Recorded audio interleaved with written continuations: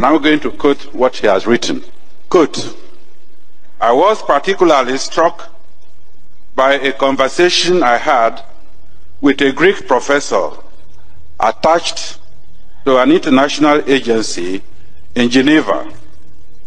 He told me his opinion of why West Europeans were supporting the rebellion against Nigeria. It was, he said, common among Westerners to sympathize with the underdog in any dispute, which in this case happens to be the Eastern Igbo. But what was even more important to the West was that Nigeria was a potential rival power in Africa, a force which had to be checked before it becomes a threat to Western European interests on the continent. The Biafran challenge, accordingly, provided a suitable opportunity to trim Nigeria's growing wings. He said that according to certain estimates, Nigeria was sitting on a keg of oil, which, given a suitable condition, would make it so rich in just 10 years, that is by 1978, that Nigeria would not require any aid from Europe. Indeed, Nigeria would be in a position to assist other African countries, especially the poorer ones, and thus undermine an important basis on which European influence was exercised over them. I underline that. He did not therefore think that Europe would stand idly by and watch Nigeria become to Africa what the United Nations had become to Western Europe. The rebel enclave, on the other hand, could be encouraged to become a rich but small and manageable African country, which would still be dependent on the West, just as some small oil-rich Arab countries have been. Finally, he assured me that whatever happened in the future, the West would never allow Nigeria to develop to a position where its wealth and power would threaten West European interests in Africa. Okay. Yes, I just had to show you this one now so that we then flew all through to the end. Yes. So, lovers of freedom all over the world, I am here with you again. I still remain your own very good brother, Akpan Asukwo. And I am here with greetings from Chokika Biama, Ekekeri Henile, Odigonye Keria. I don't want to be wasting your time these days. Let us just go straight to why we are here. Maybe within 30 minutes, we should be done with this. This particular video from Dr. Offoboche, the then Deputy Governor of Cross River State,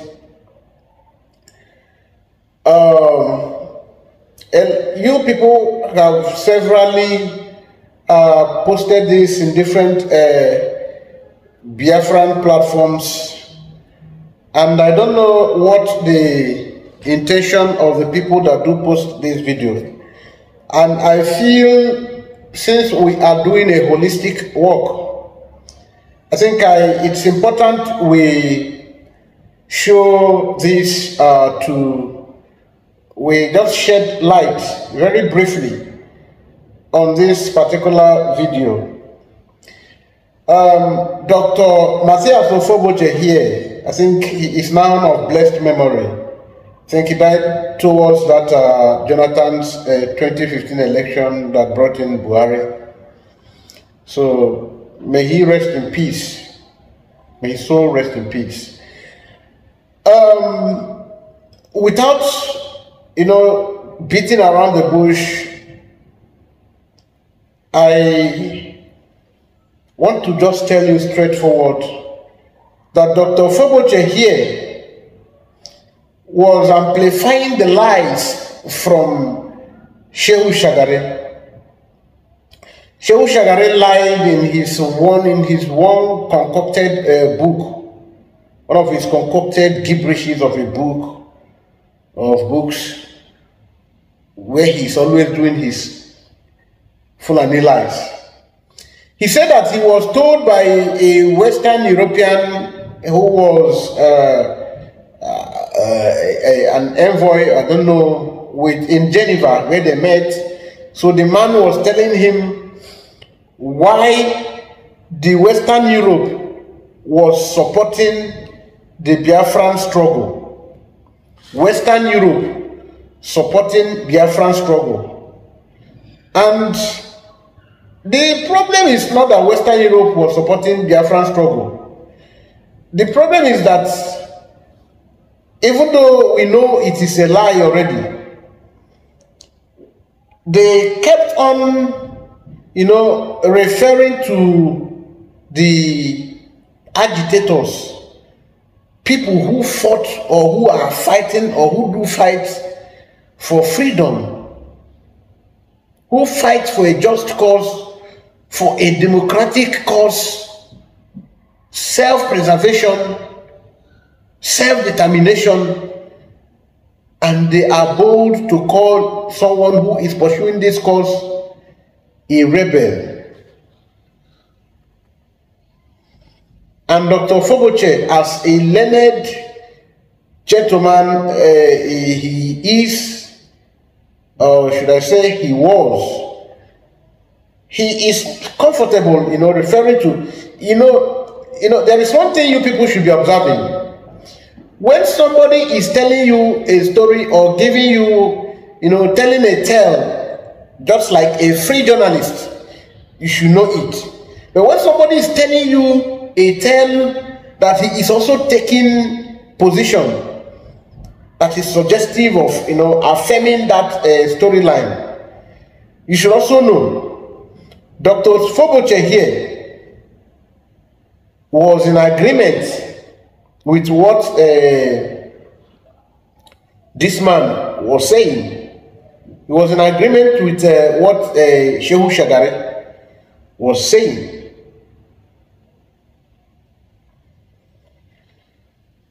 We did not just take arms against government. No. The government took arms against us. I don't know how many of you that are friendly with history. If you are watching this program now, do good, even though you are those people, those of our haters, do good to comment and back up your argument. Did Ojukwu take arms against the government of Gowon, Yakubu Gowon? Or was it Yakubu Gowon that took up arms against us? Was it the Nigerian government under Yakubu Gowon? So that's why we should be very clear. We should be very clear in using words. We only took a defensive position. What we did was defense. We had to defend our land. Ojukwu, not having been a coward, had to stand strong to defend his people. Because the going got tough. As a tough man, he had to get going. The lies of Western Europe being the one instigating the fight or the dispute, was that true? Or is that true? That's a fat lie. The position that Offoboche is taking here as concocted by Shehu Shagari, was the Western Europe supporting us? Or was the Western Europe against us? That is the question. The Western Europe was not just against Biafran freedom fighters. The Western Europe was brutally against the Biafra. It was only when the brutality got serious that France had to say, no, come on brothers, this is unfair. France had to step up and say, come on, brother, this is unfair.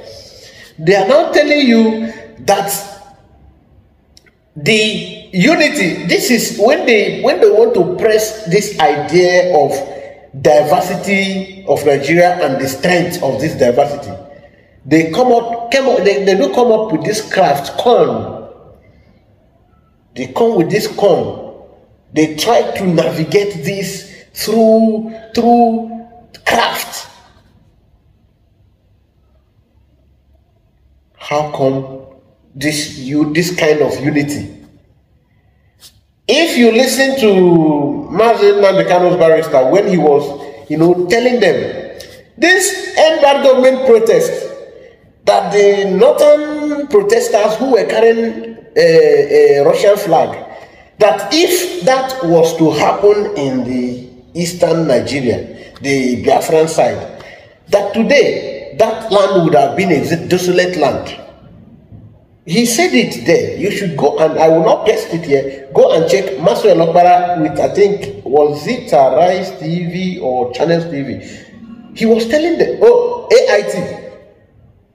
Was it AIT? He told them, they tried to counter him, when journalists take they carry their tribal sentiment in their head. They are always quick to antagonize every view and target being tribal sentimental. This guy was telling them what was factual, and at the end of the day, he defeated them. Now the lady had to tell them, but this is a different government now. This is a different government now. A different government. So different government will come and make white no longer to be white, or make black no longer to be black. Simply that if this were to be from the southeast population would have been leveled by now. Can you debunk that? Can you debunk it? No, you cannot. So what unity are they trying to project here? That they understood that if Nigeria was given the opportunity to develop at the speed they were developing without opposition, that they would have been to Africa what a European Union is to what you call it, not European Union, what United Nations is to Europe. So you get the logic. In other words, that Nigeria will grow so much that they won't need anything from the Western Europe again. But is that true? Was Nigeria growing? Was Nigeria growing when the coup plotters plot? What was the reason for the first Nigerian coup, which was indigenous, the first and the only indigenous coup? What was the reason? It was a hybrid corruption. Was it the European Union or Western Europe that gave you the mentality of the hybrid corruption? How would Nigeria have grown if Biafra was not? How was Biafra the reason why the corruption, where Nigeria is where it is today? How was the Biafra? Because they projected the idea that they brought in the sponsored rebels. Rebels are group of people who pick up arms against government. So where did the rebel exist within those periods? Within that period? Were there any rebel? No. Nobody, no group. There wasn't this kind of division yet. That they had to, that the Western Europe were the one that sponsored Biafran movement. Whereas it was the Western Europe that was sponsoring Nigeria against it. Can you see that? When you see certain videos, do good to dig into it. Listen to it. If you are stressed, go around, move around, or leave it. When you are eased, you listen to it again, so that you'll be able to articulate very well. This Dr. Offoboche, as a learned gentleman he was, was taking the side of the Nigerian government against his people. But I don't know why we had men like that. I didn't know, I just can't tell. What is the problem that they are telling you this kind of story? As a learned man, you should be very friendly with history. You accepted this and you are passing it on to generations unborn. Now, a lot of people who are watching this thing did not live the time this man was active, Dr. Offoboche, Mathias. Now he has, passed on this kind of message to people.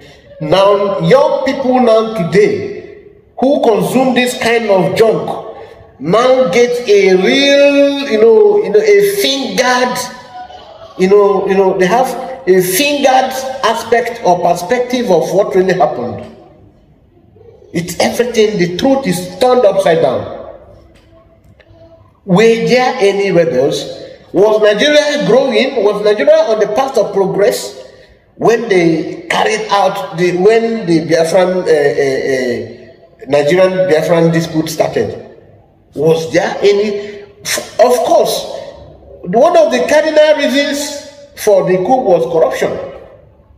Second of it was the divide and rule stuff, which was nepotism. If you watch the speech by Chukuma Kaduna Nzogu, I mixed it up then, Yakubu go on, so not Kaduna. Now Kaduna Nzogu is the one I mean, like right now. Chukuma Kaduna Nzogu, who read out that speech, mentioned three cardinal points, one of which was they were deep-seated the selling of bigotry. There was a hybrid nepotism that was something that was developed by the likes of Buhari until today. The likes of Buhari are still sharing that. Of course, you cannot give what you don't have. Hatred and bitterness, that's the only thing people like that can offer. Two was corruption. Politicians were giving contracts and looking for kickbacks. Those who asserted Nigeria in a wrong position in the International Committee of States, that Nigeria became, a mockery of other countries just after less than 7 years of existence, of independence. Now you can see that what we are trying to tell you is you should be guided. Whenever you are getting any information from the public space, try to be sure of the angle the information is coming. What is the target? Is it in utmost good faith, or is it intended to divide us more, or to cause disinformation, or to bring about wrong indoctrination before we spread it like we just did? A lot of our young people who run into run into this clip now, they will go and think this, swallow and digest this junk from Dr. Offoboche, Mathias. So I am not here to take your time per se. I think at this point I have made everything clear. I've made the point, I have delivered the message, and I'm sure you already captured it. Thank you, and remain blessed as you do good to share this program, to stop the lies, to stop the wrong narrative, to stop the disinformation. So thank you as you share and comment, as you share and subscribe if you have not subscribed, if you are new. If you are not new and you have subscribed before, please don't touch that dial. If you are sure you have not subscribed before, please do good to subscribe. click on the notification button too, so that whenever we have video, there will be either alert or something, so that you will know quickly. Thank you. Bye.